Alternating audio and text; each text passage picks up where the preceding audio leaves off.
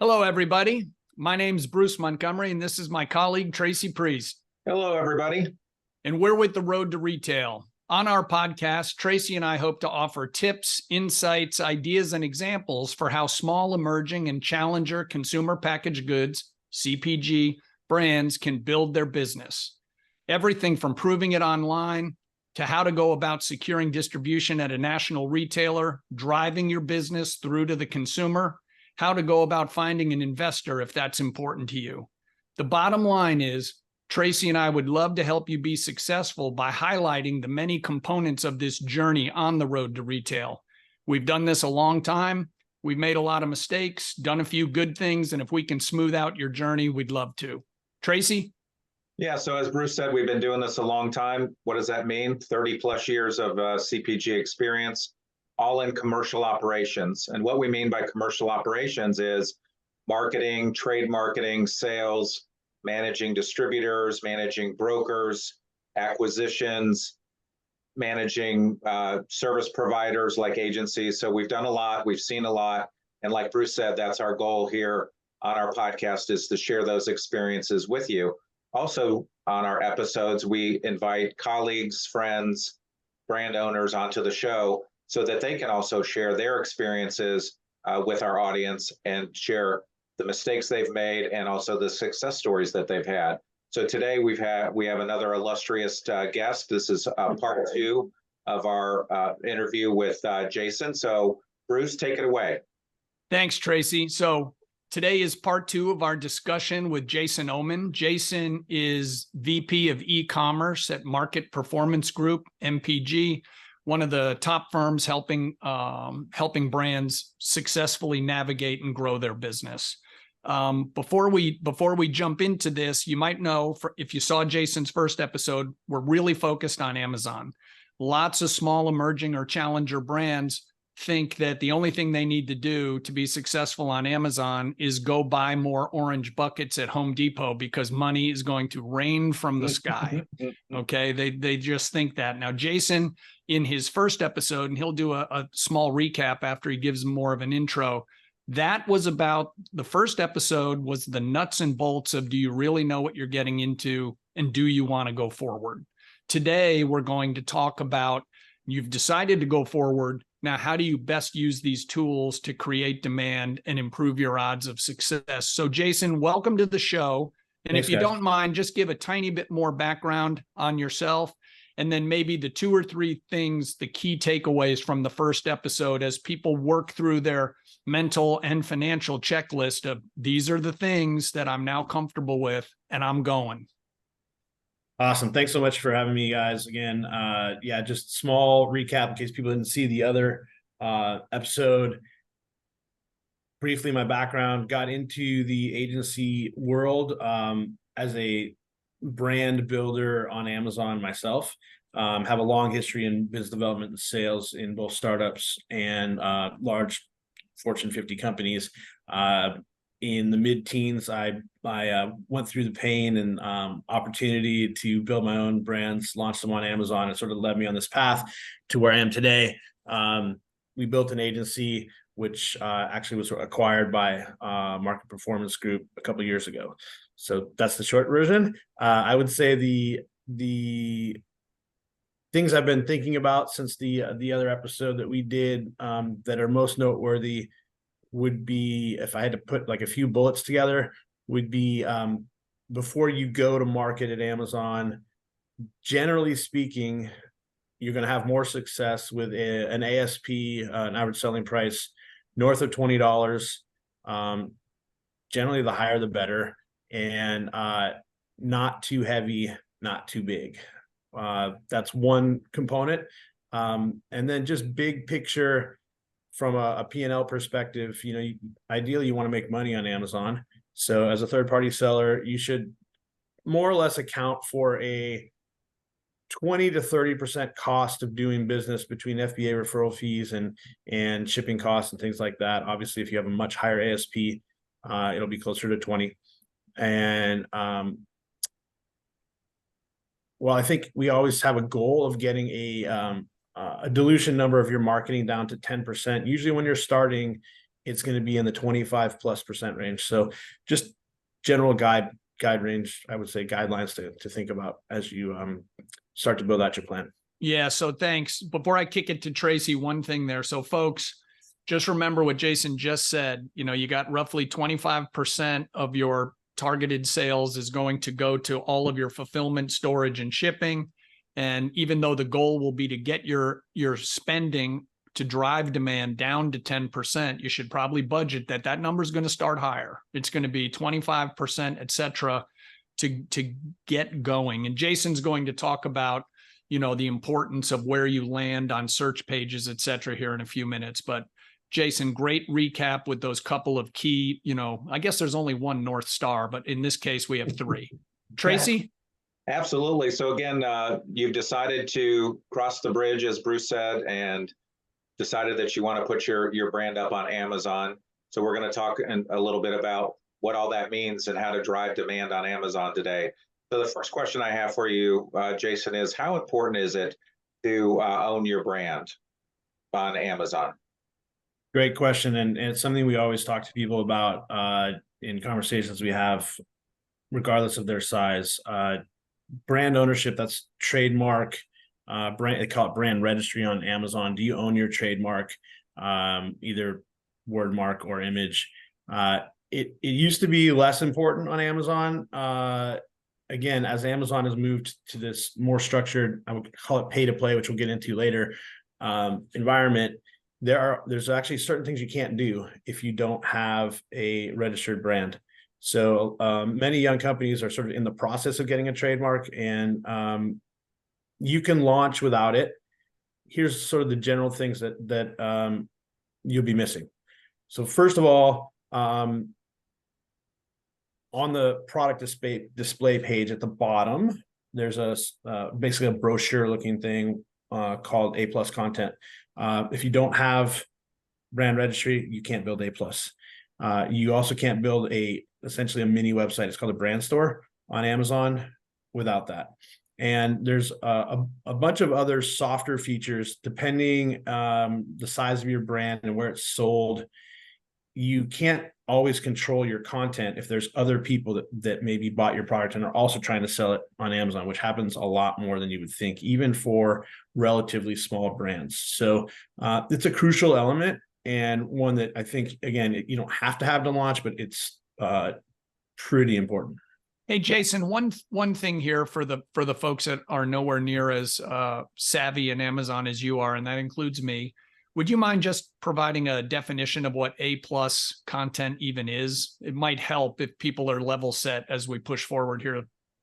Sure. So, I mean, I can even break down a product display page if that's easier. So you think of the main elements of it's basically your product landing page on Amazon. So you have a title, which is super important for SEO optimization. We could talk about that. You have the bullet points and the product description, which are pretty straightforward. And then what we call the image carousel, it's the images that, depending on the section of Amazon, either on the side or the bottom below your main image. And then there's a sort of, like I said, a deeper drink of water about your product further down, which is called A+. Interestingly, in the last 2 years, the mobile experience of Amazon has changed a lot. And the placement of the A+ content is now above bullets in the mobile experience. So it had, and as I don't know, I think we're like 65% of shoppers are on mobile now. So as that number continues to move, it just increases the importance of the placement of that or the inclusion of that in your product display page. Awesome. Excellent. One question I had. So how do you prove that you are the brand owner? Fair enough. You have to have a registered trademark with the USPTO. And I'm glad you brought that up, Tracy. Again, in small companies, it's fairly straightforward because the people we talk with are generally the people that registered the trademark. However, if you used an attorney or you bought a company or a brand from somebody else, you're going to actually have to find the person who registered the brand. When you go in and register the trademark, they send a code either via email, sometimes via snail mail, to the address on the trademark registry, the person who registered it. You can't get your registry without that code or that. And so it sometimes could take a little bit of fact finding and digging around to chase Right. that one back to get your brand reg set up. Yeah, Awesome. we lived through that with a client. They did send like an old school postcard. It looked like an index card through the mail, and we had to have our receptionist highly on the ball because it looked like junk mail. Exactly. And if you had a third party like law firm do the process for you, it will go to whoever name is on the trademark. So Jason, let's press in here a little bit more around the content development. You've answered some of it, but if I go in now and Tracy and I are setting up our brand page, how do we think through these things? I mean, is it all about images? Is it about videos? Is it about poaching the absolute best keywords in your descriptions? And do you have to pay for those? I mean, how does a newbie figure all this stuff out aside from hiring a guy like you? Yeah. I think it just comes down to if you're sort of a go-getter and you want to figure it out, it's not rocket science per se to get a solid B level listing out there. So all of the things you said are important. I'll try and do them in order. Sure.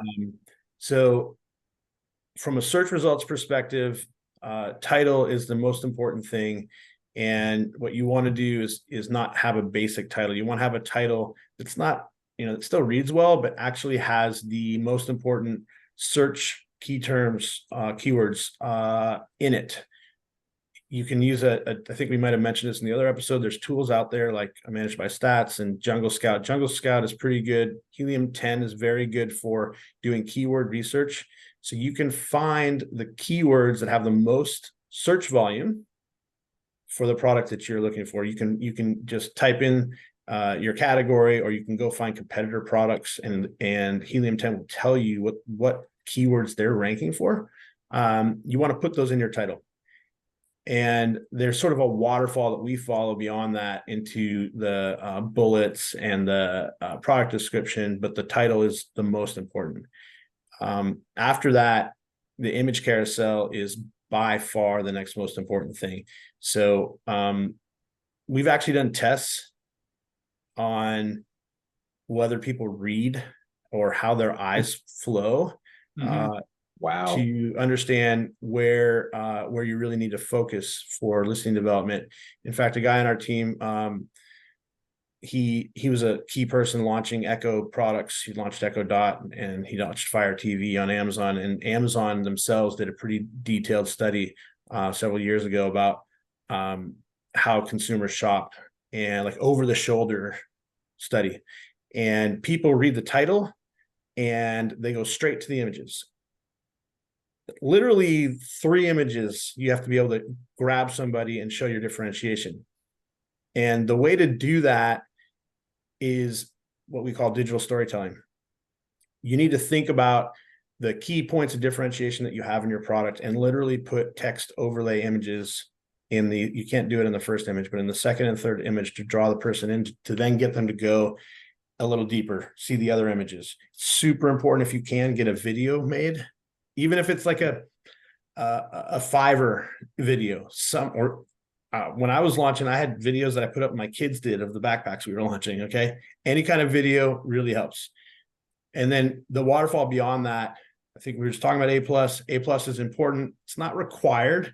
I would say about 20% of people that land on a PDP want to go deeper. The more technical your product, the more detailed it is, the more important A+ is. If it's more of an impulse product, not as important. But another great way to tell your story and differentiate. So again, to me, it's more about how do you tell the why they should buy your product and what makes it different or better? Why should somebody have it? And the benefit part of features and benefits is the hardest part to tease out. So we always tell people, think about how someone's going to feel when they buy your product and try and pull that forward. Okay. So one couple of things here. So for those of you that have heard our podcast with various guests, the one word that keeps coming up that's going to dictate success is differentiation.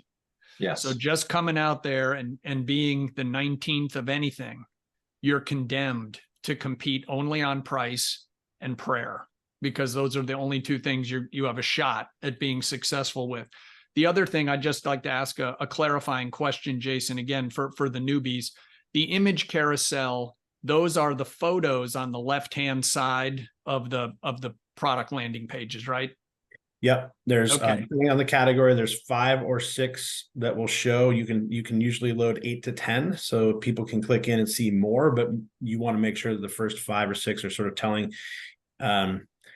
I have a lot of consumer electronics background, so we used to call it like the blue shirt, the Best Buy blue shirt. If you're standing in a store and you're asking somebody about the product, what are the things that person, like a live person or you in that same position, would say to somebody to convince them, like educate them and convince them to buy? And the images, should they be, if you're telling a story, they should be in a particular order, right? So if you think about it like the old still motion photos of a movie, if you did that, there's the first scene, the second scene, the third, and they kind of build to get to that differentiation. And your point was, hey man, by carousel image 3, you better have planted the hook, or else people are going to start wandering away. Yeah, and it's a little more expensive, but lifestyle makes a big difference. So you don't want to just have product shot after product shot. If you can have a lifestyle or two, that actually just ambiently helps people understand how they'll use it. Right. Okay. Tracy? Yeah, I just had 2 points I wanted to make. One is, I'm not surprised, and what you said is people don't read. And 2 is, what's your research say on like how long a consumer will stay on a page? Just curious. Again, I think you have like 12 seconds to capture them. But if you capture them, they'll stay. Like when we have good content, we actually can see. We do a lot of.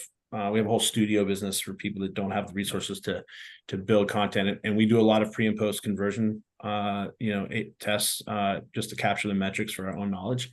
And what we see is over time, if you have someone that doesn't, we bring on, we look at their historic conversion rate and the number of page views. There's sessions and page views in Seller Central.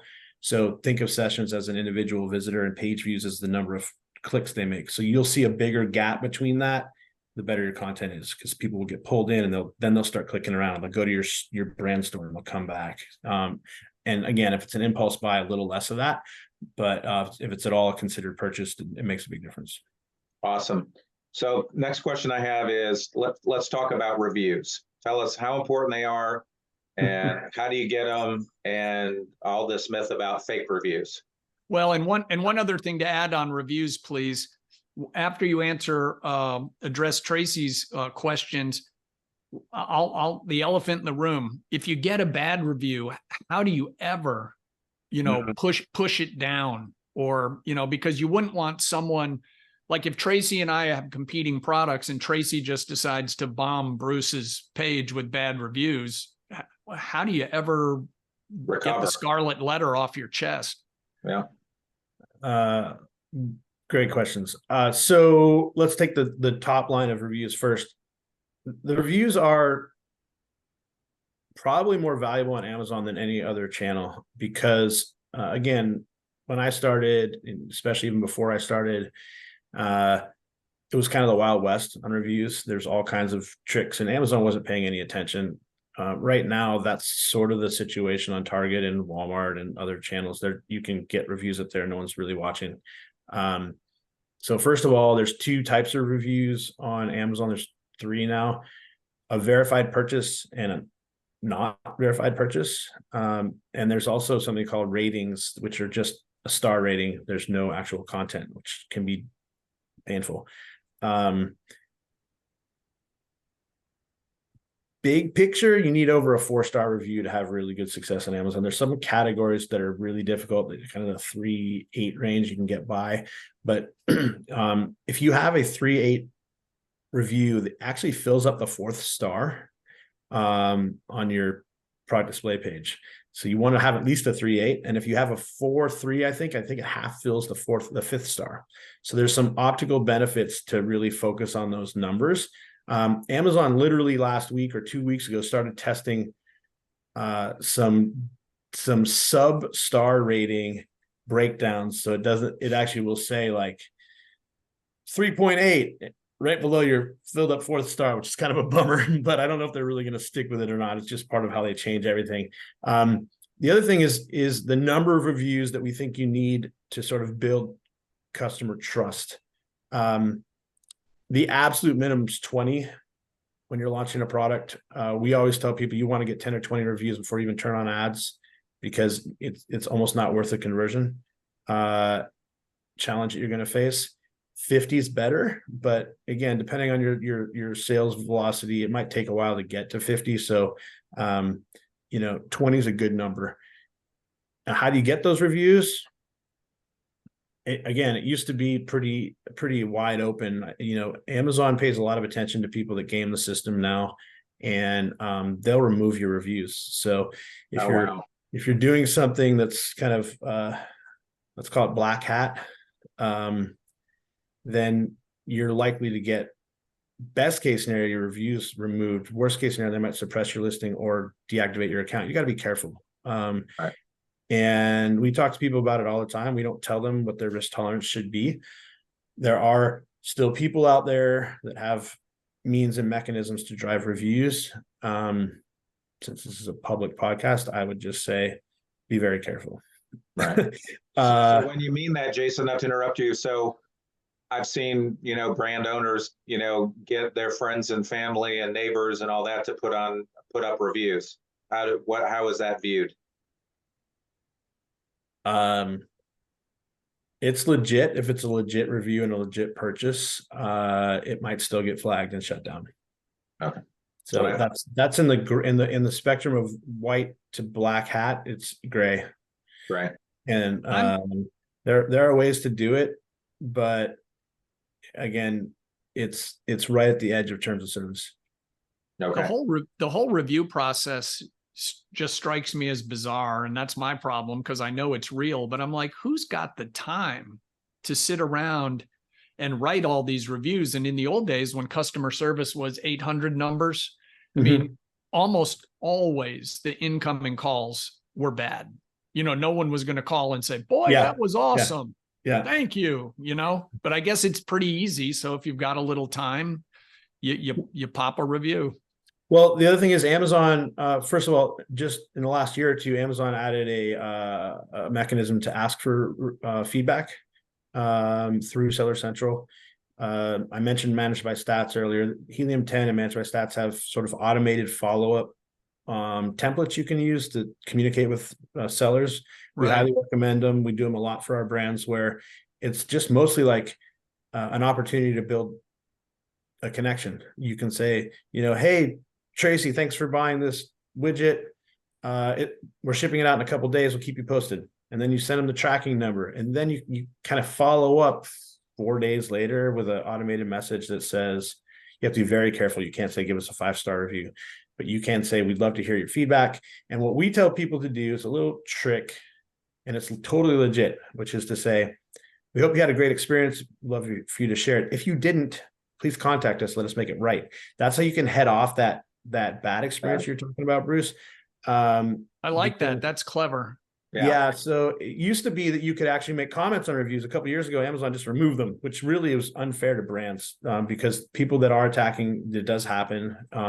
You can report abuse, but it's pretty hard to get a review removed. So to answer the other part of your question, again, I think consumers can kind of tell if they actually read the reviews, which ones are bogus, but the only way is to get more reviews. Right. And in the end, unless you're really attacked by, some untoward. Yeah. And a little bit later, we'll talk about, bad reviews generated by unauthorized resellers, but let's not touch the third rail yet. Tracy, did you have anything else before I press forward? Nope, that was it. Okay. Thank you. So Jason, let's press into where people really have to start committing dollars. What is Amazon, or what are Amazon marketing services? How does a brand use these tools? And if you're small, I mean, even big companies, Tracy and I've worked for big and small, even big brands, budgets are supposed to be precious, but sometimes you just have a lot of money. But if you're a small brand, or you've bought something out of a bigger company and you're trying to jumpstart it, do you have kind of a batting order of like, hey, of all their services, if this doesn't go well, don't even try that? I mean, where do you spread your chips? Sure. So I guess we should just go through some of the acronyms first, right? So that would be great, so that people don't have to be on their Google the whole time you're talking. there's a lot of acronym soup out there. So AMS, Amazon Marketing Services, is sort of it's now called Amazon Advertising. It used to be called AMS. Amazon Advertising basically covers two categories of ads on Amazon: paid search, which is pay per click, and programmatic, which Amazon calls DSP, demand side platform. That's basically akin to Google ads, right? Where not keyword Google ads, but basically you're targeting audiences of people further up the funnel and trying to bring them to your brand. If you think of a marketing funnel, there's awareness, consideration, conversion, right? Paid search is at the bottom. Those are people that are, this is what makes Amazon so amazing. Most people show up there looking to buy a product, right? And so you want to start at the bottom of the funnel, paid search. There's a lot of data out there, even within Seller Central. It's getting better for suggesting, the kinds of keywords you should be targeting. And the real blocking and tackling part of it is there's automatic ads where Amazon's system will basically place ads based on the categories and the information you put in your product display page and try and help you make sales. Then there's manual ads, which you have control over. So what we do is we usually start out just for a couple of weeks with automatic ads, and then we know some keywords. We'll run some manual campaigns. And what we do is we look at the back end data. You can actually see what customers searched for when they bought your products. And you look for trends. You take the keywords that people are searching for, and then you pull them out of automatic campaigns and you stick them into manual, just because you have more control. Okay. Within sponsored products, there's a bunch of different types of ads you can run. So again, I don't want to get crazy detailed, but there's the top of the page is called sponsored brands, kind of like a banner ad. And then there's sponsored brand video, which is a great way to tell your story. You can take a video that you use on your PDP, your product display page. Jason, real fast right there. Yeah. When you say, because I've bought some of these, and I'm going to lie here for a moment and say I understand it perfectly. What is like that optimal length of that video that appears at the top? No one's going to sit there for a 30-second reprint of your commercial. So it's super interesting you mentioned that. The optimal length is 6 or 15 seconds. That doesn't mean, we've had success running 45-second, 1-minute ads, as long as there's, people don't have to watch the whole thing. So as long as there's something that'll grab them in a video, it's better than no video. And I'm glad you brought that up. There is I think it's out of beta now. There's a new tool in Seller Central's ad console that it's like a video builder. It's kind of like a PowerPoint slideshow. It's not super fancy.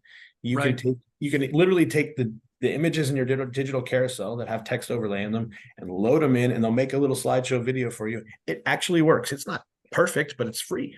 What's it called?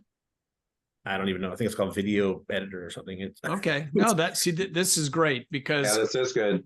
Yeah, when you talk about, people spend a lot of time. It's like, okay, do I go sponsored, or am I going to be so popular I'll get one of the organic listings? And if I don't show up until page 4, which no one except maybe someone's mother will go to. If you're not on that first page above the fold, you can forget life it. gets hard, man. Yeah. So here's the stats on that. I'm pretty sure they're still accurate. 80% of all sales on Amazon happen on the first page, and 80% of those are the first 3 or 5 listings. So what we do a lot of is we'll decide what keywords we want to win for. And again, take it to I feel like I'm like an advertising, like an advertiser at Helium 10, but Helium 10 has a function called Keyword Tracker. You can put keywords in and see your rank, organic and paid over time. And we tie our ad investment to our organic rank and watch to see if we're moving ourselves up that page. Because what you really want to do, Amazon's a pay-to-play environment now more than it's ever been. And I think we may have talked about this in the other podcast, but if you look at the real estate on any search result page, it's dominated by paid placements now, which is kind of unfortunate, but it is what it is. So Yep. if you can get organic placement, then you're not paying for that conversion, right? So that's the goal, and you want to track that over time. The other thing that I think people should think about is we break our ad investment into, let's call it 3 categories. Branded, which would be your own brand. And again, if you're a small brand, not going to be necessarily a lot of demand for your brand. Generic and conquesting. Conquesting is going literally after your competitors. Okay. And there's different strategies that we use. There's different costs associated with that. But the big picture is like, don't overinvest in your own brand, because people, if they're looking for your product, they're more than likely going to buy it. I'm not saying don't do it, but we see sometimes when we go audit people's marketing programs that they're spending like 70% of their investment on branded keywords. You're never going to build your business that way. You're not going to get new people. Interesting. So, Wow. Great insight. Yeah. Okay. TP, why don't we press on? Otherwise, I can ask Jason 65 more questions there. Absolutely. So, Jason, talk to us about the marketing vehicles. Obviously, this is all about generating awareness and trial. So what are the, in your humble opinion, what are the top 3 best vehicles to drive trial and awareness? Well, I think one thing we haven't talked about is off Amazon, the importance of off Amazon investment driving to Amazon. I call it social capital. And I guess it's not my term. It's called social capital. And essentially what we do a lot of, we have a whole group that does performance marketing. And there's plenty of ways to go out there and do this. But essentially the general plan is find an influencer. It can be anybody from a micro influencer to a macro, depends on your budget. And or people that want to test your product that'll write about it. They don't have to be fancy. And what you want them to do is you want them to buy the product on Amazon, because it becomes a verified purchase. Okay, it's not illegal for them to do this. You're essentially paying them to review your product in a social channel. That's different than writing a review that you're paying for. It's a very important distinction. Okay. And then they can post, you can give them a coupon or something, and they can post a link directly to your PDP. And if their audience sees it and they're like, oh, I trust Tracy knows what he's talking about. It's a third-party verification, right, of the value of your product. And what a lot of people don't know is that Amazon gives brands, I call it rank juice. I don't know what it is, but organic search relevance. If people are brought into the site that they're not paying for and they convert. Okay. So it's a really important component. And there's something called brand referral program. Again, you have to be brand registered to get it. If you tag your off Amazon, either social capital or advertising that comes to Amazon and it converts, Amazon gives you like 10% back on your referral fee. Oh, wow. Not on your referral fee, on your sale price, even better. So there's a lot of reasons to do that. And again, we were just looking at the cost of ads on Amazon last week. They've gone up like 60% this year. Wow. The cost per click is jumping on Amazon. It's still, generally speaking, less than Google, but it's going to follow the same path. And so I think as things go forward, people are going to be testing out different ways to efficiently drive traffic to Amazon and seeing if they're the same or even cheaper than doing it only on Amazon. It sounds like hiring an influencer and paying them would be a much more efficient and cheaper way to go. Depending on how big they are. Now, the Kardashians, maybe not, but a smaller influencer. It's a little astonishing how much influencers make. In fact, I keep telling my kids that they should think about it as a career. I mean, I told my kids that too. Yeah, you can spend $500 a post, so it goes away fast, depending on their following. So it doesn't have to be Kardashian to still be kind of expensive, but it is a key component of launching. We do it. We recommend it very heavily. Well, I am available to be an influencer. I was just about to say that Bruce and Tracy are available to be. Put you on the list. That's right. That's right. Tracy, anything else? Anything else here? So. That was great. That was So I want to insightful. start going into some of the bowels of some issues that aren't quite so fun. So everyone who's ever worked with Amazon has had this happen, I bet, at least once. How do you get a problem resolved? Because I don't think Jeff Bezos takes his own phone calls and, fixes things for you. So, I've gone through the email process where I've ended up in, the vortex of hell and I never hear back. I mean, how do people get problems addressed? So it's such an interesting question. One of the things that we pride ourselves on is being transparent with folks. So whether you work with MPG or some other agency, if somebody tells you they can call someone at Amazon and fix your problem, they're lying. So I would just say persistence. I think of Amazon as like the airlines or your healthcare company. If you don't like your answer, just call back and see if you can get a different one. That I hate to be so like brutal about it, but that's kind of where we're at right now. There are certain ways to get tickets through when you file tickets in seller support, and there's certain times of the day that actually you can call and sometimes get somebody in the US instead of somebody offshore that'll help you. That's the reason sometimes multiple calls are good. Right. Amazon is making it harder and harder to actually find a live person through support. There used to be a button, call.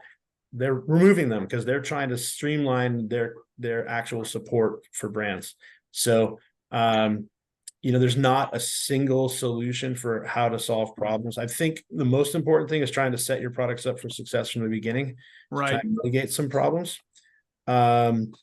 So, outside of that, there's some programs at Amazon. There's an emerging brand program. Sometimes your brand can get adopted by an account executive within Amazon who's gold for a year to support you.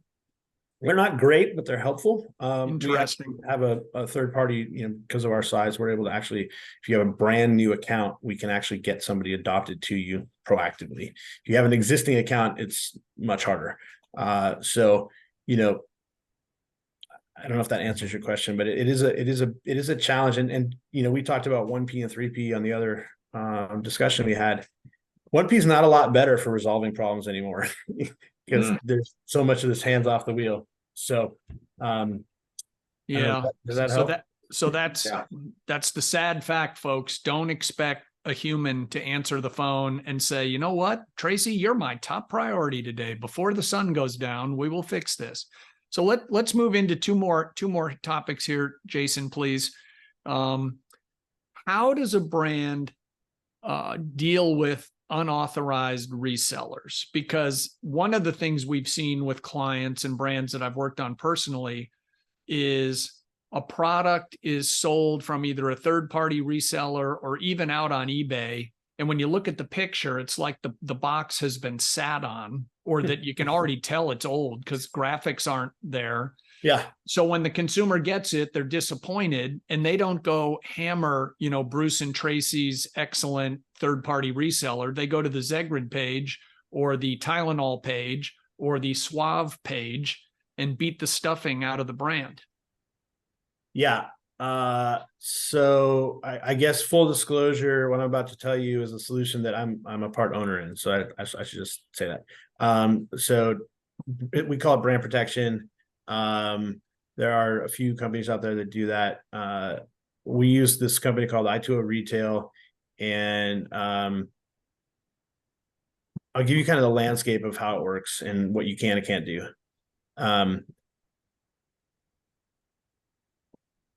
If a brand finds somebody that's on their listing and selling, that's one thing. There's also duplicate listings, which is kind of what you're talking about with the broken packages. People make up UPCs and things like that. Yes. If you have brand registry, you can actually go in and report them to Amazon, and just say, hey, the best thing to do is to buy the product and take pictures of it and submit those pictures and say, like, either this is not even the same product, or it's, if you have an expiring product, it's expired. There's a lot of little things you can do there.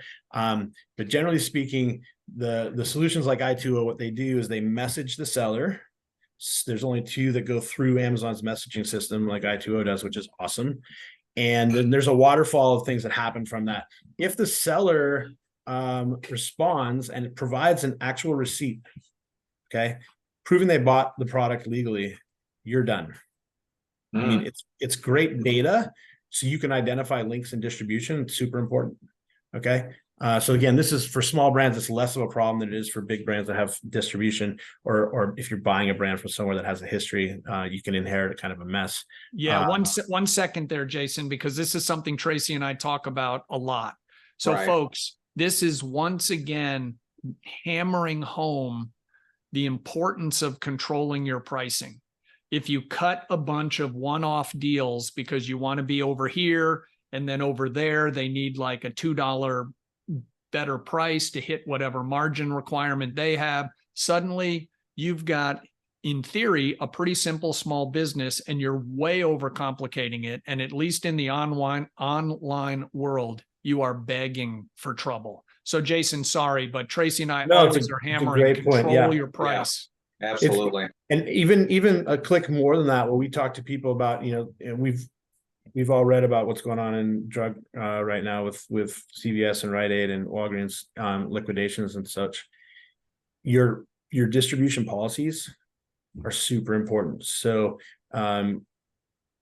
making sure that you're saying these products are not allowed to be resold online, except for maybe your own website, like putting that in writing.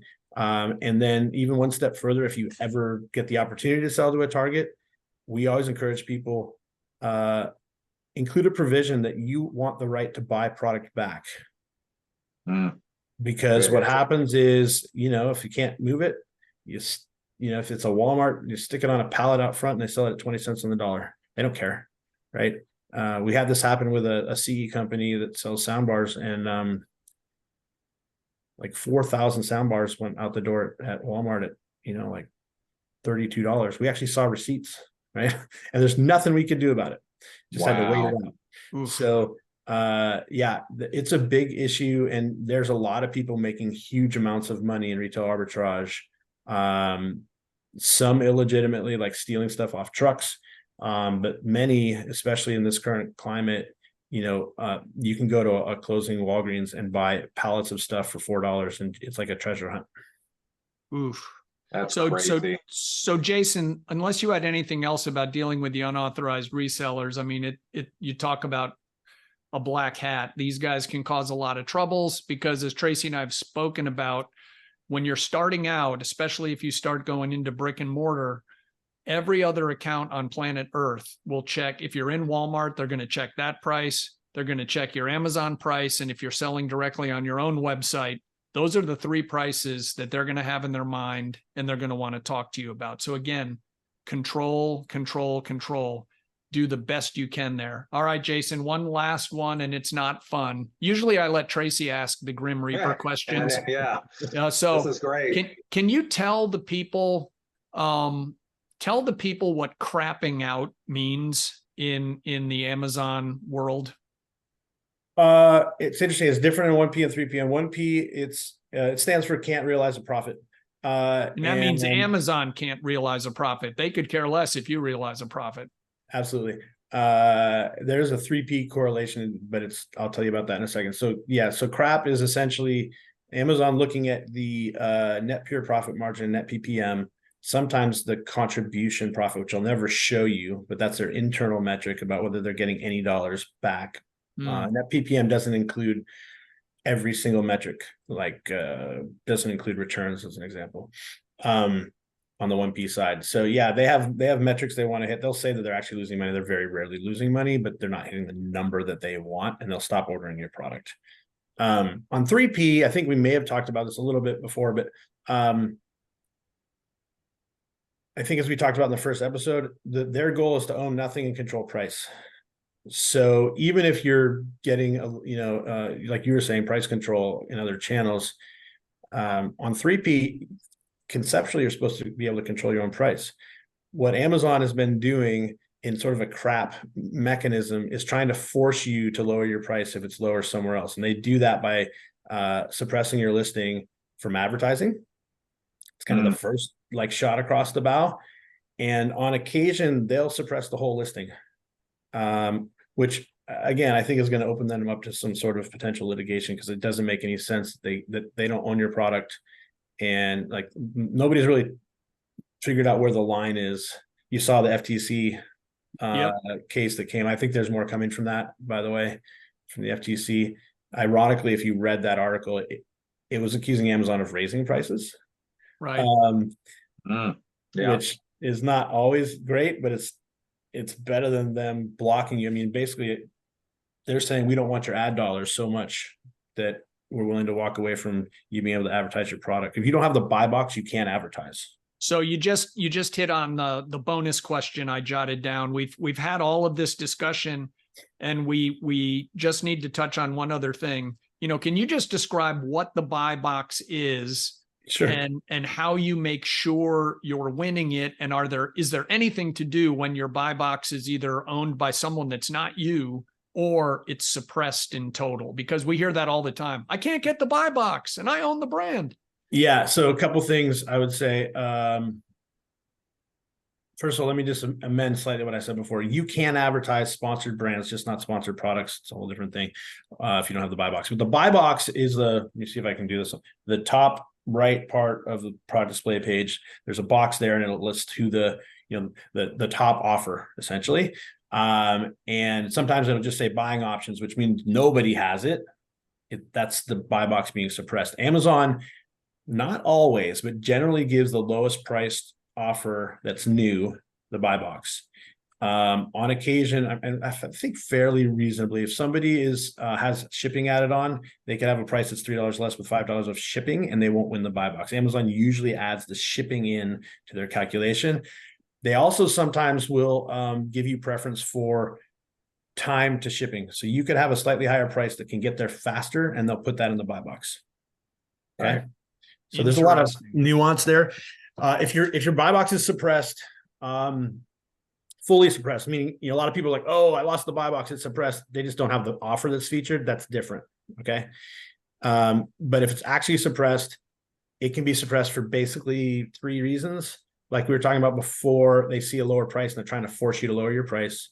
There could be a customer complaint about the product and they'll suppress it. And sometimes they suppress the whole listing. Sometimes they just take the buy box away from you as sort of a shot across the bow. Like, you got to fix this.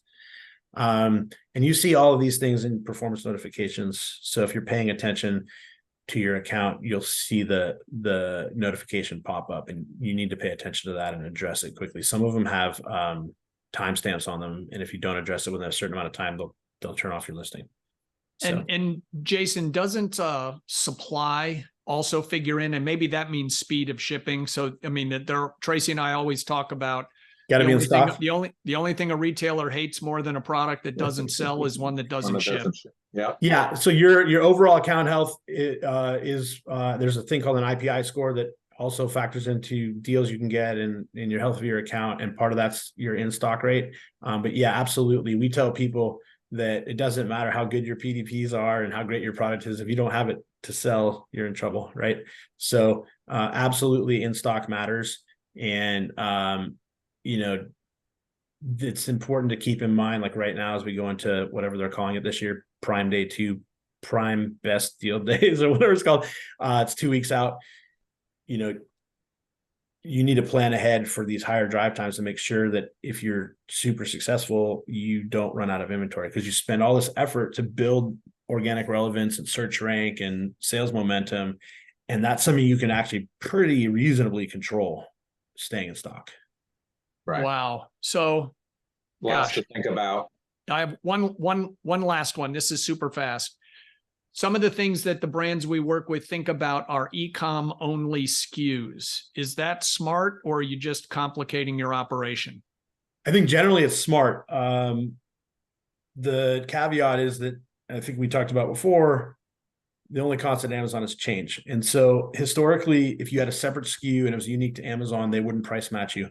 They've taken some extreme measures under the new Andy Jassy world. They're matching, depends on the category, but we do a lot of bundles to sort of get around, making unique solutions, or if it's in vitamin and mineral supplements, it might be a different size product. Yep. Amazon started pulling apart like pill counts and milliliter. They'll take your product and divide it by the number of milliliters and come up with a price per milliliter. And On the 1P side, they'll crap them out, or on the 3P side, they'll suppress them because it's not the right deal. They can get behind the paywall at Costco now. So it used to be if you had Costco only member deals, you could get away with it. Not anymore. So I think it has a smaller benefit than it used to. We have people that sell body wash and hand wash, and they're in a bundle, and they'll find a body wash at one price and a hand wash at another price, and it's less than the bundle on Amazon, and they'll suppress it for marketing. Good grief. Yeah. Wow. All right. Well, Jason, Trace, unless you have any qualifiers, I think we've kept Jason long enough. We should probably let him out of his basement. Yeah, absolutely. Well, thanks everybody for joining us today. Thank you, Jason. Just extremely insightful as always. And we really do appreciate your time. And please continue to follow us on our iTunes and Spotify, where you can listen to this episode, as well as our LinkedIn page. So thank you again, and good luck out there. At Road to Retail, folks. Good luck out there. Yes.